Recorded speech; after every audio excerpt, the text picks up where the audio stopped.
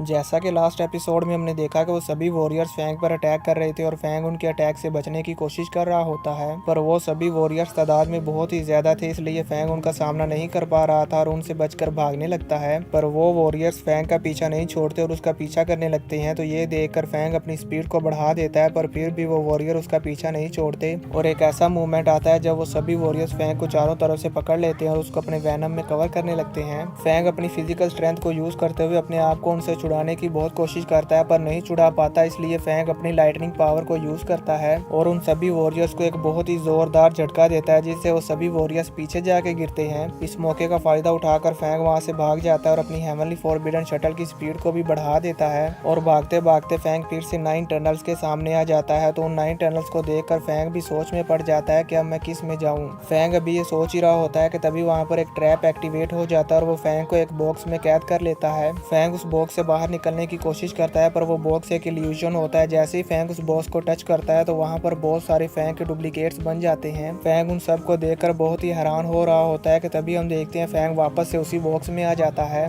और जैसे ही फैंग अपने हाथ से उस बॉक्स की दीवार को टच करता है तो वो दीवार मिरर की तरह टूट जाती है और फैंग उसके अंदर खींचा चला जाता है, जिसके बाद फैंग पूरे यूनिवर्स में से होता हुआ एक अलग ही डायमेंशन में चला जाता है, जो कि कोई मिरर टाइप की डायमेंशन थी। और अब फैंग वहां पर अपनी हेवनली फॉरबिडन शटल पर फ्लाई करता हुआ उस डायमेंशन को देखने लगता है और देखकर बहुत ही हैरान हो रहा होता है। उस डायमेंशन को देखकर फैंग कहता है कि ये एंशिएंट सिविलाइजेशन वाले मुझे कैद करने की कोशिश कर रहे हैं, इसलिए फैंग गुस्से में आ जाता है और अपने सभी फ्लाइंग नाइफ्स को अटैच करके उस मिरर डायमेंशन की दीवार पर अटैक करता है। पर हम देखते हैं कि फैंग का इतना ज्यादा पावरफुल अटैक उस दीवार पर एक खरोच भी नहीं लगा पाता, क्योंकि ये दीवार बहुत ही ज्यादा स्ट्रॉन्ग है। अपने इतने ज्यादा पावरफुल अटैक को उस दीवार के सामने बेकार होता हुआ देखकर फैंग कहता है, मेरे इस अटैक की पावर 3 मिलियन किलोग्राम से भी ज्यादा है, पर फिर भी ये दीवार नहीं टूटी। पता नहीं ये कमरा किस मटेरियल से बना हुआ है जो कि मेरे इतने ज्यादा पावरफुल अटैक से भी नहीं टूटा। इवन के मेरे इतने ज्यादा पावरफुल अटैक के बावजूद भी इस दीवार पर एक क्रैक भी नहीं आया।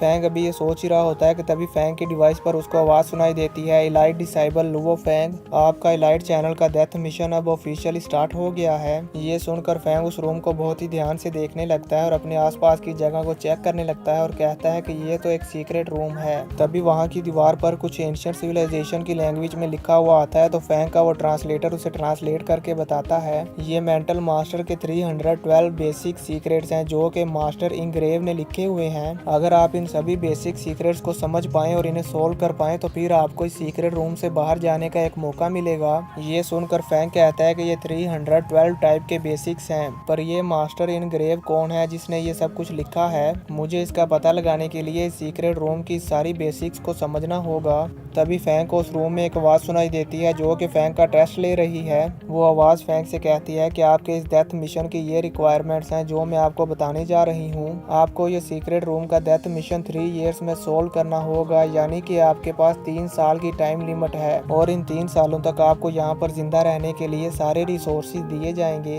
और अगर आप इन 3 सालों में सीक्रेट रूम से बाहर नहीं आ पाए तो आपको फेल कंसीडर किया जाएगा। इसका मतलब ये होगा कि आप यहीं पर मारे जाएंगे और हम आपको आगे रिसोर्सेस नहीं देंगे। ये सुनकर फैंग भी हैरान हो जाता है और कहता है कि अगर मैं फेल हो गया तो मैं यहीं पर मारा जाऊंगा, लेकिन इस एग्जाम को पास करने के लिए मुझे 3 साल लगेंगे और अगर मैं 3 मंथ में यहाँ से वापस एंशिएंट सिविलाइजेशन की बेस में नहीं गया तो वो सभी लोग यही समझेंगे कि मैं इस एंशिएंट सिविलाइजेशन की रूइंस में मारा गया। ये सब सोचकर फैंग काफी परेशान हो रहा होता है और कहता है कि मैं तो यहाँ पर काफी लंबे समय के लिए फंस गया हूँ। अगर मैं ऐसे यहाँ पर फंसा रहा तो मेरी फैमिली और मेरे फ्रेंड्स यहाँ तक के यूजिन भी यही सोचेगी कि मैं मारा गया हूँ। जिसके बाद फैंग कहता है, डैम, अगर मैं 3 सालों तक घर नहीं जाऊंगा तो मैं अंदाजा भी नहीं लगा सकता कि घर में क्या क्या हो जाएगा, इसलिए मुझे कुछ भी करके इस सीक्रेट रूम को 3 महीनों के अंदर अंदर तोड़ना होगा। जिसके बाद फैंग वहाँ पर कल्टीवेशन करने के लिए बैठ जाता है। व्यू चेंज होता है और हमें एंशिएंट सिविलाइजेशन की बेस का व्यू दिखाया जाता है, जहाँ पर इंस्पेक्टर वेलिडमीर एंशिएंट सिविलाइजेशन के गेट के सामने उन सभी वॉरियर्स के वापस आने का वेट कर रहे थे। तभी हम देखते हैं कि थोड़ी ही देर बाद वो गेट ओपन हो जाता है और उसमें से एक वॉरियर बाहर आता है, जिसे देखकर वहां पर मौजूद वो पूरा स्टाफ तालियां बजाने लगता है, क्योंकि वो पहला वॉरियर है जो कि इस एंशिएंट सिविलाइजेशन के टेस्ट को पास करके वापस आया है। और वहां पर मौजूद वो स्टाफ उस वॉरियर को देखकर बहुत ही खुश होते हैं। जिसके बाद हमें फिर से फैंग का व्यू दिखाया जाता है जो कि कल्टीवेट कर रहा होता है और यहाँ पर हम देखते हैं कि फैंग ने काफ़ी इंप्रूवमेंट कर ली थी, क्योंकि अब वो काफ़ी सारे फ्लाइंग नाइफ्स को कंट्रोल कर पा रहा था। तो अब फैंग कल्टीवेशन करते करते सोचता है कि ये 312 टाइप्स की बेसिक्स बहुत ही ज़्यादा अमेजिंग है। मैंने इसको 1 महीने से भी ज़्यादा प्रैक्टिस करा है और इससे मुझे काफ़ी इंप्रूवमेंट मिली है।